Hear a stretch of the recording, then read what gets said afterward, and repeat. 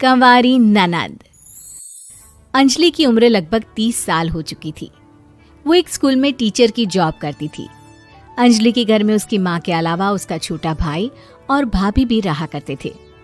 30 साल की उम्र होने के बाद भी अंजलि की अब तक शादी नहीं हुई थी। इस बात को लेकर अंजलि की माँ रुक्मिणी देवी काफी परेशान रहा करती थी। माँ, मैं स्कूल जा रही हूँ, जरा मेरा टिफिन तो दे दीजिए। अब क्या पूरी जिंदगी मैं तुझे टिफिन बनाकर देती रहूंगी? अरे कुछ सोचा भी अपने बारे में या बस ऐसे ही? क्या माँ, सुबह सुबह फिर वही बातें लेकर बैठ गई। माँ गलत क्या कह रही है अंजलि दीदी? इतनी उम्र हो चुकी है आपकी, माँ कब तक आपकी सेवा करती रहेंगी? भाभी, मैंने माँ को कब कहा कि मेरी सेवा करो? वैसे भी अपना टिफिन मैं खुद तैयार कर लेती हूँ, बस टेबल से उठाकर देने को ही तो कहा था। वैसे अंजलि दीदी, देखा जाए तो टिफिन उठाकर देने की उम्र तो आपकी है। आपका अपना घर परिवार बच्चे होते तो ये जिम्मेदारी आज आप पूरी कर रही होती। एक बात मेरी समझ में नहीं आती, अगर मेरी शादी नहीं हुई तो इसमें मेरी क्या गलती है और तुम सब लोग मेरे पीछे क्यों पड़े रहते हो? अरे कुछ कहना क्या पीछे पड़े रहना होता है? अपने छोटे भाई को देख, तुझसे 3 साल छोटा है लेकिन 2 बच्चे खेल रहे हैं आंगन में। मुझे आप लोगों की कोई बात नहीं सुननी, जा रही हूँ मैं। और आप में से किसी को मेरा कोई काम करने की जरूरत नहीं है, मैं खुद संभाल लूंगी। इतना कहकर अंजलि वहां से चली जाती है। शाम को जब अंजलि अपने स्कूल से लौटकर घर वापस आती है तो उसने देखा कि पड़ोस वाली निर्मला चाची वहां पर बैठी हुई थी। क्या बात है अंजलि बिटिया, नौकरी करके वापस आ गई? जी चाची जी, कैसी हैं आप? मैं तो ठीक हूँ बेटा, तुम बताओ शादी के बारे में कुछ सोचा या नहीं? अरे रहने दीजिए ना, इससे तो शादी की बात करना ही बेकार है। कुछ भी कहो तो गुस्सा करती है, बात बात पर आंखें दिखाती है। माँ, आप ऐसा क्यों कह रही हैं? मैंने कब आप पर गुस्सा किया? अरे अंजलि बेटा, तुम्हारी माँ ठीक ही तो कहती है। 30 की होने आई हो, अब तुम्हें भी शादी वादी कर लेनी चाहिए। चाची जी, आप तो ऐसे कह रही हैं जैसे शादी करने से मैंने मना किया हो। रहने दीजिए निर्मला चाची, हमारी अंजलि दीदी को अभी तक उनकी पसंद का दूल्हा नहीं मिला ना, इसीलिए वो शादी नहीं कर रही। भाभी, ऐसी कोई बात नहीं है। अरे तो फिर क्या बात है? तुम्हारी माँ ने तुम्हारे लिए इतने रिश्ते ढूंढे लेकिन तुम्हें कोई पसंद ही नहीं आता। क्या है ना चाची जी, हमारी ननद रानी नौकरी जो करती है ऐसे ही थोड़ी ना किसी को पसंद कर लेंगी। अरे भाई, नौकरी का घमंड है तो बात अलग है, कोई और बात हो तो बताओ, कोई रास्ता निकाला जाए। नहीं चाची जी, कोई बात नहीं है, बस मुझे अभी तक अपनी पसंद का कोई मिला नहीं है। सुन लिया आपने, इस लड़की के तो पर निकल आए हैं और इतनी उम्र में अपनी पसंद का कोई मिलेगा भी नहीं इसे। माँ, आप मेरी शादी को लेकर हमेशा मुझे ताने क्यों मारती रहती हैं? अपनी माँ की बातें तो ताने लगती है। ताने हैं? बताओ, मैंने कुछ गलत कहा क्या?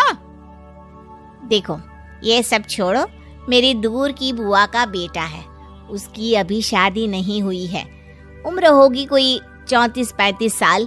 आप कहें तो बात आगे बढ़ाऊं? अरे हाँ, क्यों नहीं, ये भी कोई पूछने की बात है। अरे जल्दी से लड़के को यहाँ बुला लो। माँ, आप मुझसे पूछे बिना मेरी शादी की बात करने जा रही हैं और मेरी उम्र 30 भी पूरी नहीं हुई है। निर्मला चाची कह रही है कि वो लड़का 35 साल का है। अंजलि दीदी, आपको क्या लगता है इस उम्र में कोई फिल्म का हीरो आएगा आपके लिए? देखिए, अब पसंद और नापसंद की बात तो रहने दीजिए, पसंद करने की उम्र तो आपकी निकल चुकी। अब तो जो भी मिले उसी से शादी कर लीजिए, इसी में भलाई है। तेरी भाभी बिल्कुल ठीक कह रही है। अब जैसा रिश्ता मिले उसके लिए हाँ कर देना, ताकि हम भी गंगा नहाए। ठीक है, चलिए मैं उस लड़के को कहती हूँ, वो कल ही अंजलि को देखने आ जाएगा। अगले दिन निर्मला चाची के दूर का रिश्तेदार अंजलि को देखने उसके घर आता है। उसका नाम था अजय। अंजलि जी, तो आप नौकरी करती हैं, वो भी स्कूल में? जी हाँ, मैं स्कूल में टीचर हूँ। हमारी बेटी बहुत होशियार है। अरे पढ़ने लिखने में इतनी होशियार है, इसीलिए तो इसकी नौकरी लगी है स्कूल में। हाँ ठीक है आंटी जी, जरा मुझे भी तो बात करने दीजिए आपकी बेटी से। जी पूछिए ना, क्या पूछना चाहते हैं? अंजलि मैडम, ये तो बताइए कि आपने अभी तक शादी क्यों नहीं की? बस ऐसे ही, कहीं कोई रिश्ता पसंद नहीं आया इसलिए।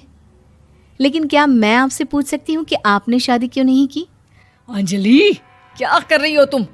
लड़कियों को इस तरह की बातें नहीं शोभा देती। रहने दीजिए आंटी जी, आपकी बेटी काफ़ी पढ़ी लिखी है, मैं उनके सवाल का जवाब दे ही देता हूँ। वो क्या है ना, मुझे भी अभी तक अपनी पसंद की कोई लड़की नहीं मिली। अच्छा, कोई बात नहीं। वैसे आपकी तनख्वाह कितनी है? कितना कमा लेती हैं महीने का? जी यही कोई 25,000 महीने।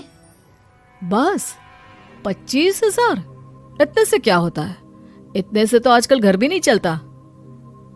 आपके कहने का क्या मतलब है? अरे मैं तो ये सोच कर आया था कि नौकरी वाली लड़की है, आराम से 40,000 कमाती होगी। माफ कीजिएगा, आपका और मेरा रिश्ता नहीं हो सकता। जी कोई बात नहीं, मुझे भी आपके साथ शादी करने में कोई इंटरेस्ट नहीं है। अंजलि, किस तरह की बात कर रही हो? घर आए रिश्ते को ठुकरा रही हो तुम। दीदी, अब इस उम्र में आपको इतनी अकड़ नहीं दिखानी चाहिए। अच्छा खासा रिश्ता हाथ से निकल गया, कहीं ऐसा ना हो कि जिंदगी भर कुंवारी ही रह जाओ आप। कुछ दिन और ऐसे ही निकल जाते हैं और अंजलि की शादी कभी नहीं होती। अंजलि के परिवार वाले बिंदास उसे ताने मारते रहते हैं, लेकिन अंजलि एक बड़ी नौकरी की तैयारी करती है और उसमें सिलेक्ट होने के बाद अंजलि को एक बहुत बड़ी नौकरी मिल जाती है। अब तो दीदी के नखरे और भी ज्यादा बढ़ जाएंगे भाई। अब तो इतनी बड़ी नौकरी जो लगी है, अब इनकी शादी होने से रही। माँ, मुझे नौकरी के लिए दूसरे शहर जाना पड़ेगा। आप जानती हैं ये बहुत बड़ी जॉब है और इसमें पैसे भी बहुत ज्यादा मिलेंगे। अच्छा, कितने पैसे मिलेंगे बेटा? माँ, मुझे हर महीने 90,000 सैलरी मिलेगी। क्या? अरे वाह वाह, ये तो बहुत अच्छी बात है। लेकिन फायदा क्या? कितने भी पैसे मिले, शादी तो हुई नहीं ना तुम्हारी। अंजलि नौकरी करने के लिए दूसरे शहर में चली जाती है और जब कुछ महीनों के बाद वो वापस घर आती है तो उसे अपने पति के साथ देखकर उसके घर वाले हैरान रह जाते हैं। अरे अंजलि, तूने शादी कर ली और हमें बताया तक नहीं। और दामाद जी करते क्या हैं? इतनी बड़ी कार है उनकी। माँ, मैं आपको सब कुछ बताना चाहती थी, लेकिन आप सबके ताने सुनकर बहुत दुखी हो गई थी और इसलिए मैंने अपनी पसंद से शादी कर ली। मेरे पति मेरे साथ ही ऑफिस में नौकरी करते हैं और बहुत बड़े अफसर हैं। और एक बात बताऊं माँ, आज मैं बहुत खुश हूँ।